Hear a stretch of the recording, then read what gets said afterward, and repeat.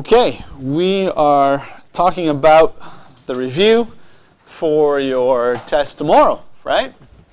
I should have recorded this yesterday, but I did not, so you get it today. We have already covered, you and I, on this lovely study guide. We started at the bottom. We talked about valence electrons. How do I tell how many valence electrons something has?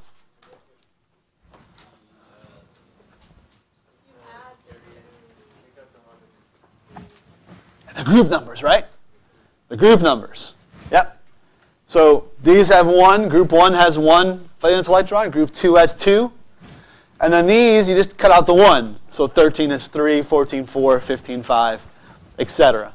When you use that shorthand electron configuration, the last of those electrons that are present there, the ones that are furthest away from the nucleus, the highest level, are your valence electrons. And I will only ask you about the main group. We talked about the periodic table controversy article with lanthanum and actinium and why they are placed where they are. Why is it better that they are in the D block and not the F block? They have no F electrons, right? Some of their properties are similar to go into the F block, but they have no F electrons. So why put them there? Electron configurations, you should be very comfortable with those. Longhand, shorthand. Why do the sublevels fill up the way they do? Least resistance, less energy, right? Whatever is the most stable and takes the least amount of energy. That principle of them taking the least amount of energy is the Aufbau principle, right? You should be comfortable with longhand and shorthand. You should be comfortable with the exceptions. The only two that you have to know, those are chromium and copper. But there would be starting with 1s.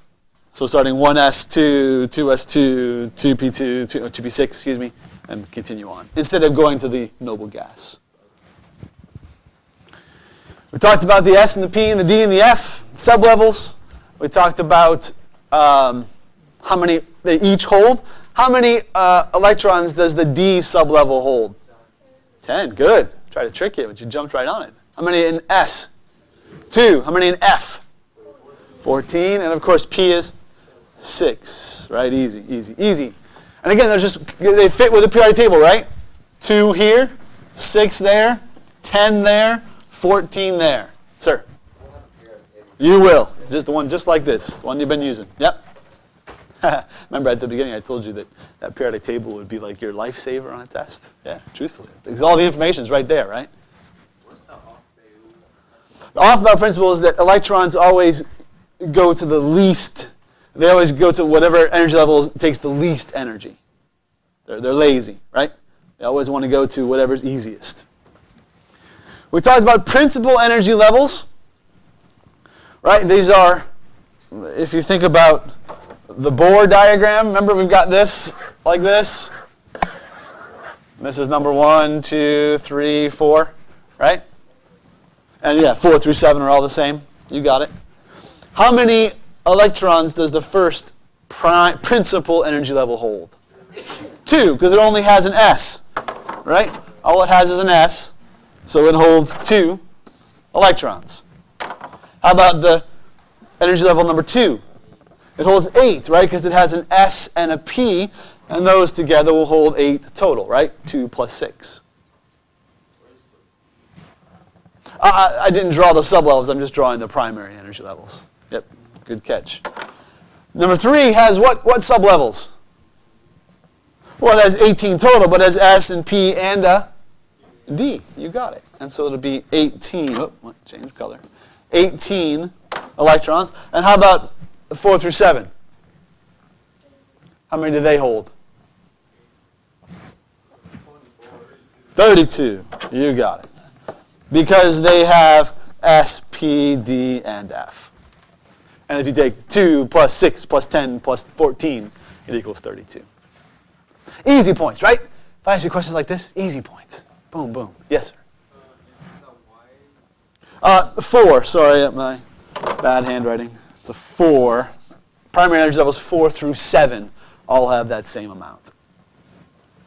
Okay?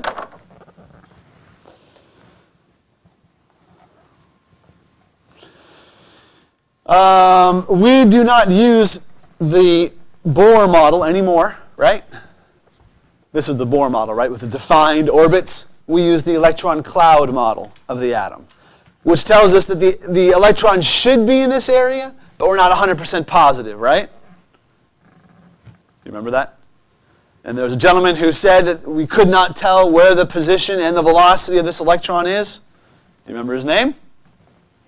Mr. Heisenberg. You got it. Not Walter White, but Mr. Heisenberg, right? Heisenberg's uncertainty principle, that we can't know both the position and the velocity of an electron at the same time. Are you with me? Good. Oop. Stop. We did some demonstrations here of group 1 elements, right? Group 1, these guys here. What's the name, by the way, of the group 1 elements? Alkali metals. Group 2 is the alkaline earth metals. Okay, they're very similar, but I didn't name them, so I'm sorry. They are similar. So we demonstrated those, right? We did lithium, we did sodium, right? Put them in the water. Sodium kind of swam around, producing bubbles, right? Not sodium. Lithium swam around. Sodium even caught fire. Not sure we did in this class, in the second class. It was unfortunate. Yes. Where it was literally burning in the water, right? We did not do potassium, which would be the next group 1 element. Why did we not do potassium? Too reactive, right? Showed the video, right, of these guys putting that in the water and immediately, boom! It's, again, just a little bit too dangerous for what we do here in a high school chemistry class. Sir? Why does it say reactivity for group 1 moves increase? Right, so as you move from top to bottom, they get more reactive. So lithium produced bubbles, it was pretty. Sodium, lots of bubbles and was burning even. Potassium in the water, boom, explosion, right? So more reactive as it moves down. So that means that the 100 potassium would be like a bigger. You would think so, yeah. Well, that becomes an interesting question, right? I honestly don't know. Following the periodic trend, you would think that would be the case. But I don't hear about people doing much with it. I'm not sure these are that easy to come by. Yeah. So yes, the reactivity of group 1s, they increase top to bottom, they decrease left to right. As I'm moving to the right here, if I'm comparing potassium and calcium, remember that was the part of the lab that you did? And actually our demonstration, we showed that too, where we were comparing these two. Remember, because I didn't have just the two, lithium and sodium. We also used calcium, magnesium as well with the water, and they didn't have much reaction at all. The magnesium, or the calcium did a little bit, but the magnesium really not at all. Are you all with me? So the reactivity increases as I move from top to bottom, and then it decreases as I move left to right. We looked at the same thing in your lab, right?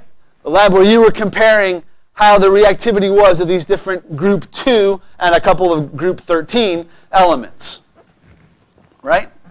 And we found that the reactivity, as I moved down the periodic table, what happened to it?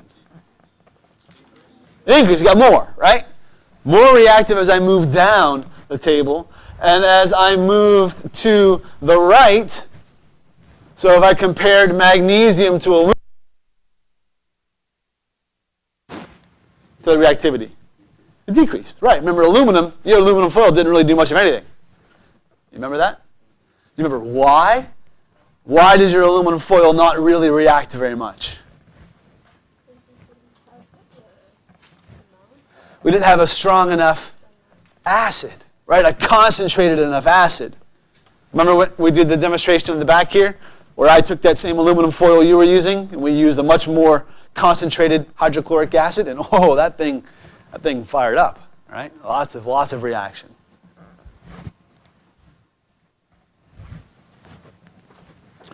Good, we moved up to the element card lab. That's the next piece on your study guide.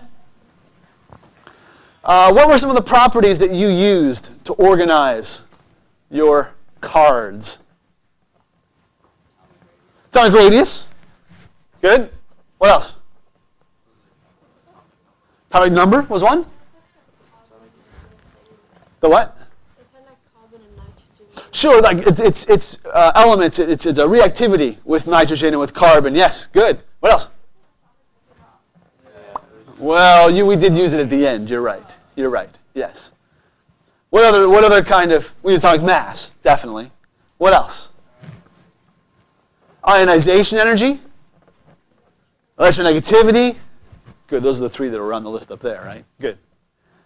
Melting point, boiling point, these kind of things. Excellent.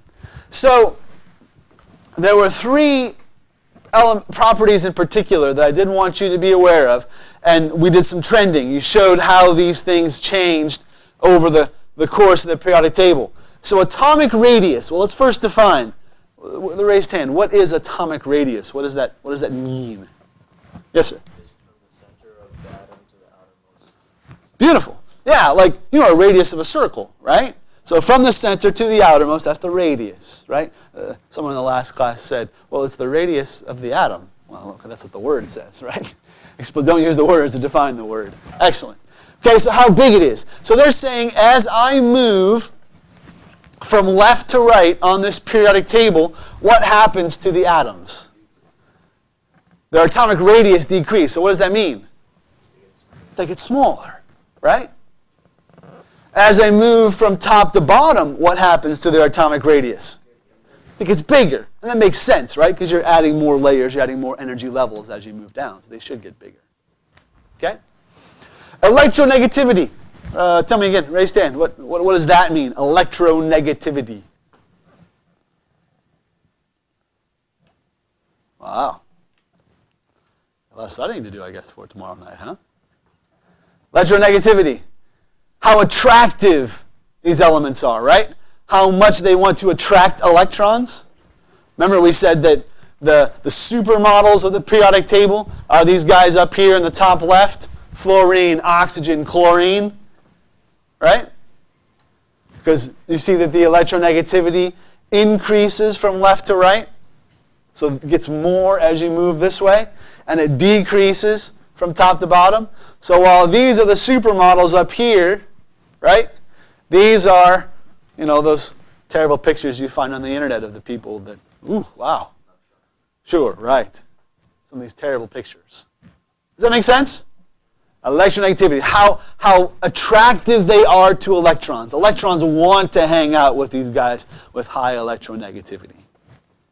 How about ionization energy? What does that mean?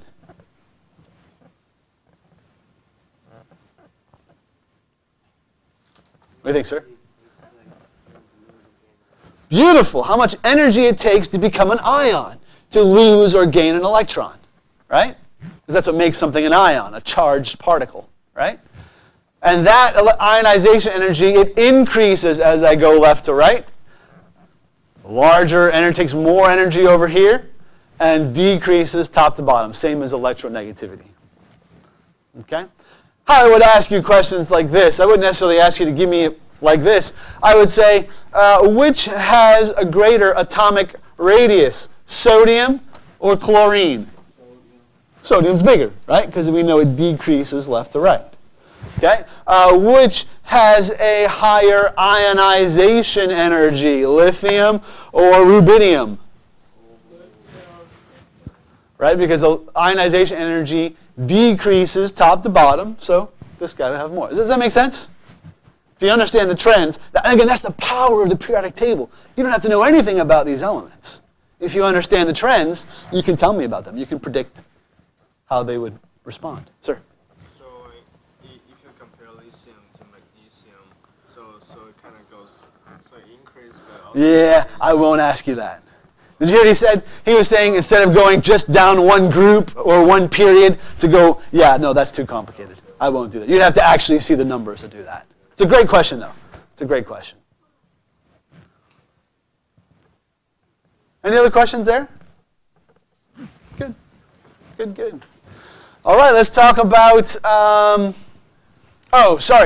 in the periodic table, you were trying to, in the lab, the card lab, you were trying to recreate Mr. Mendeleev as he was making his first periodic table, right? And get that experience that he had. How did he organize his periodic table? What properties or what something did he use? Yes, ma'am. Atomic mass was the first, and what was the other? And it's kind of one word that encompasses a whole bunch of things. Periodicity.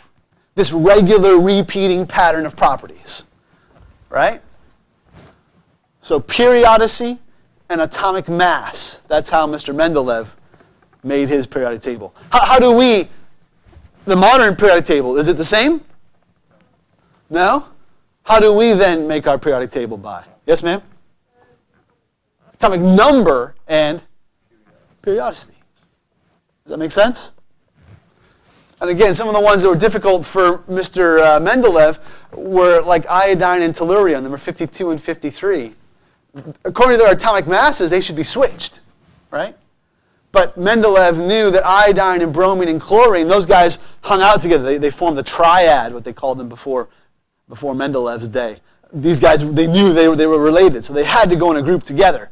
Mendeleev said, you know what, these atomic masses have to be wrong. They must have found it wrong. We'll discover the error, but I'm going to put them in this way.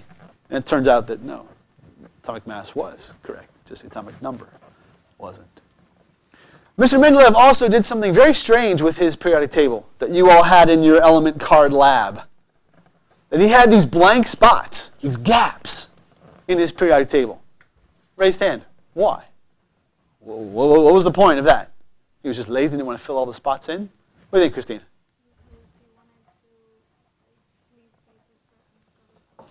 He was so confident in his table that he said, there is no element that fits right here, but there has to be one.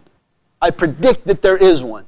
And as a matter of fact, he even predicted the properties of that element based upon, again, the periodicity of the things around it. And he was spot on.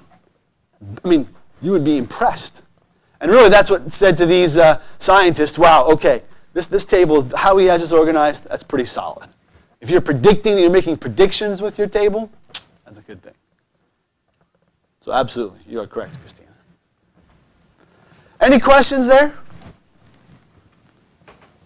You guys are sleepy. Must have been up late working on English project or something, eh? All right, let's talk about the periodic table. We already talked about Mr. Mendeleev and the modern one. Metals, non-metals, metalloids. Metals are which ones here?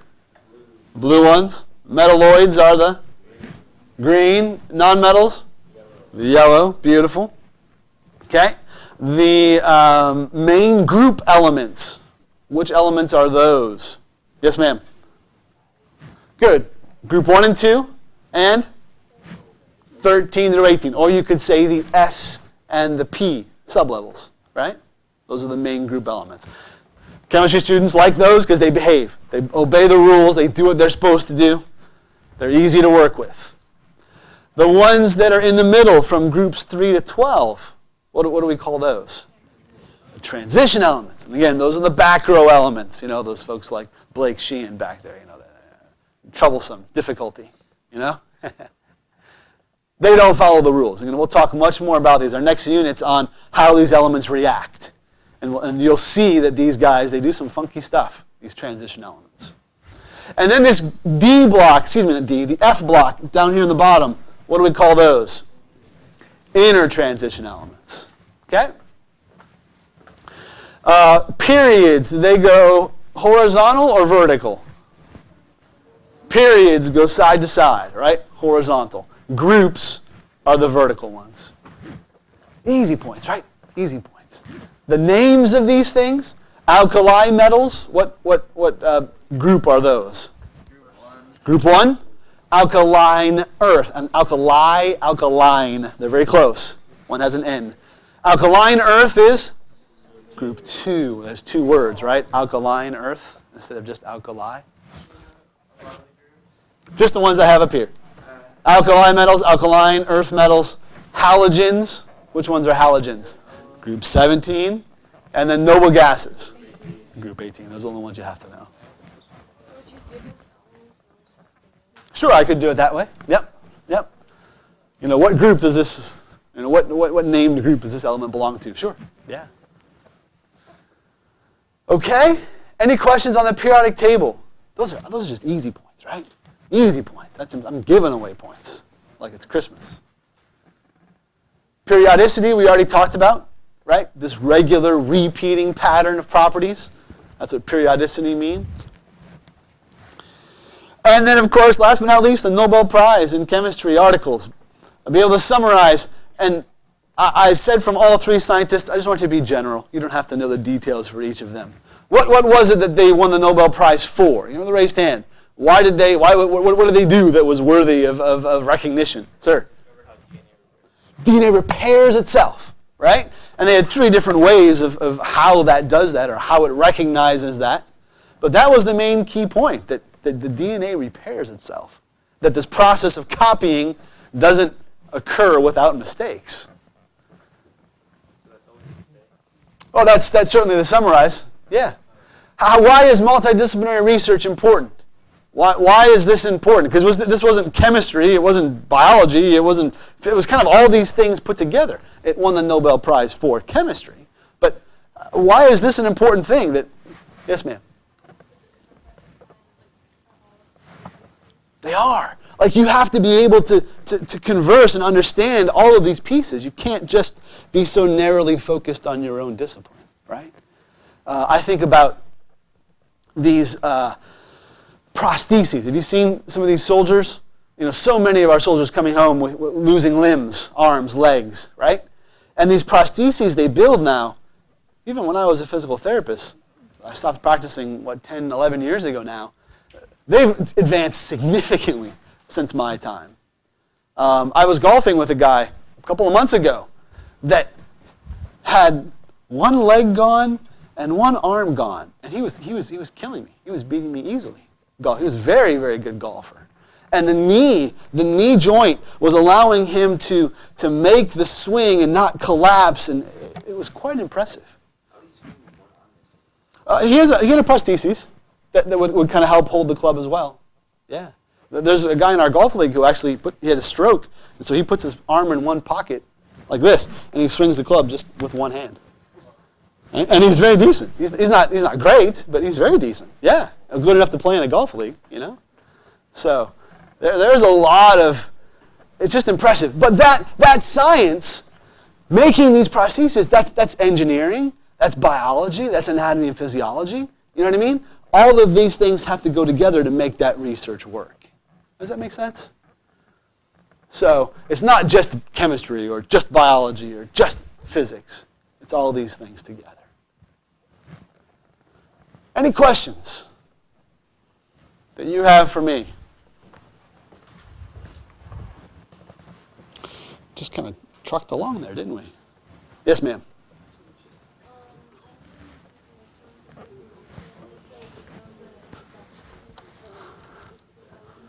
Okay, the electron configurations here, the exceptions. Okay, here's the question that Christine is asking. Excuse me. Why are chromium and copper exceptions? Like, what is it? What makes them? What causes them to be these exceptions? Yeah. Because sometimes it's easier for the electrons to fill up the group. The group rather than the S because it takes less energy. Yeah, it's more stable and it takes less energy to fill up all 5 of the orbitals that are in that D sublevel. Remember that D holds 10 total, right? And electrons pair up, so there's 5 orbitals total in that D sublevel. And so for chromium, it'll put 1 electron in each of those sublevels and then have 1 that's left to go into the 4s. Instead of 2 in 4s and only 4 of them being filled. This is more stable. All 5 with 1 and 1 in the 4s.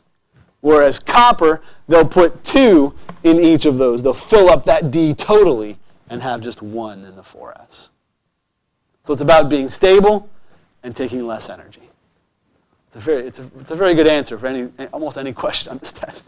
Not almost any, but there's a lot of things that it's because it takes less energy and it's more stable to be in that configuration. Sir? Sure. Yeah, I don't mind.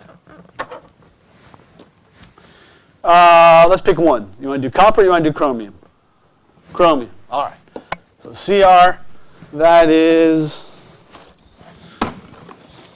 let's see, what number is chromium? Chromium is number 24. All right, long hand. Just give me raised hands. Let's just pop this thing out here real quick. How do I begin here, sir? Good. 1s, going to fill up with 2. What's next? 2s, it'll fill up all 2 of them. Then? Yes, sir. 2p6, it'll fill up all that 2p. Then what, sir? 3s2. Good. Sir? 3p6. Good. So here's where you get your difficulty. Normally you would say 4s2, but in actuality for chromium it's 4s1 and 3d5.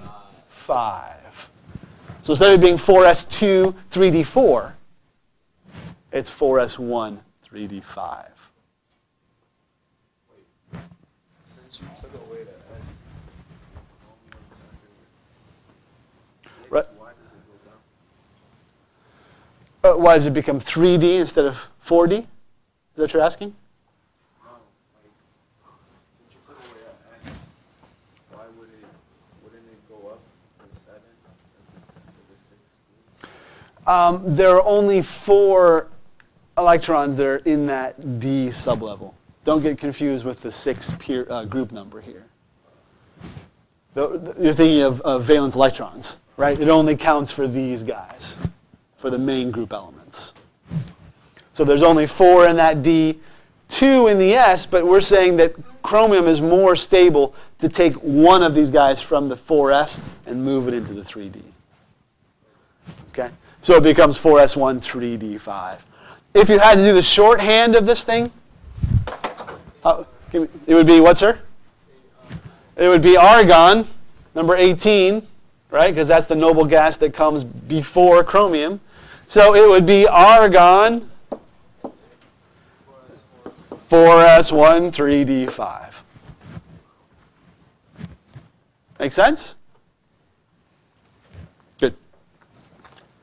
Any other questions? Yes, ma'am. I may ask you to, when I'm asking you to do a longhand or a shorthand, to write them out. I could ask you the why. So I would say yes to that question. All of those things would be correct. You should know why and should be able to write them out. Question, sir? You're stretching. Other questions? Sir? So the valence electrons only works with the S. Yes. To use the group numbers, it only works with S and the P. Okay? And we also did the electron dot structures. Right? Remember that? So if we take, let's say, aluminum. Aluminum is in group 13. So how many valence electrons does it have? 3. So therefore, how many dots will it have? 3. Pretty straightforward, right? Boom, boom, boom.